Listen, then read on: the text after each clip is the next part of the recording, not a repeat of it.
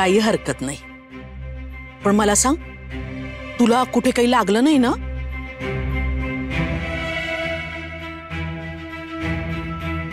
अगं जरा जपून आणि लक्ष देऊन कामं करावीत सुनबाई.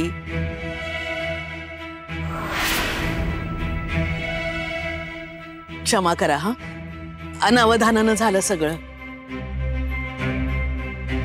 लहान आहे ना अजून.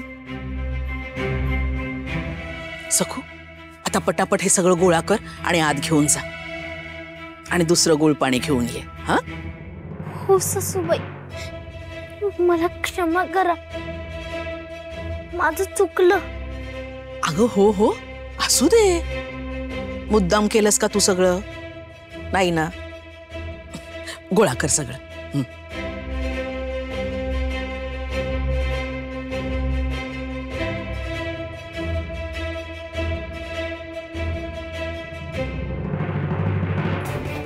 काय झालं या रमाईला? एवढी गोड का वागते असं खुशी? तिचा पाहुण्यांसमोर पाण उतारा करायची संधी का सोडली? असू दे, मी पण सकुला सोडणार नाही. तिला आणखीन चूक करायला लावेनच.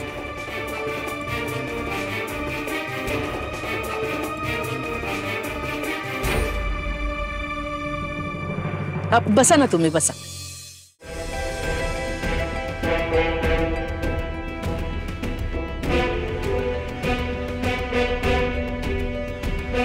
काय ग सखू, आता आणखीन काय दिवे लावलेस?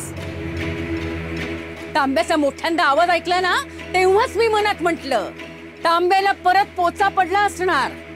नुसता तांब्याच पाडलंस ना की स्वतः सुद्धा लोटांगण घातलंस. बघावं तेव्हा हिचं हेच, नुसती आपली रड कथा.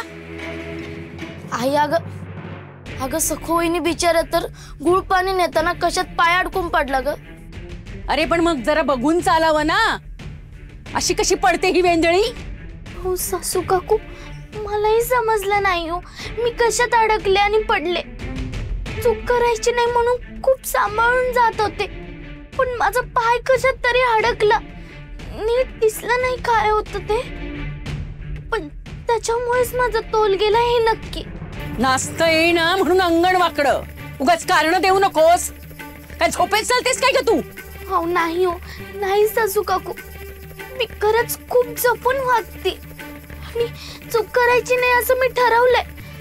कारण चुकले की त्याचा सगळा त्रास तुम्हा सगळ्यांनाच होतो ना. पण आता मला खरंच माहिती नाही की मी कशी पडले.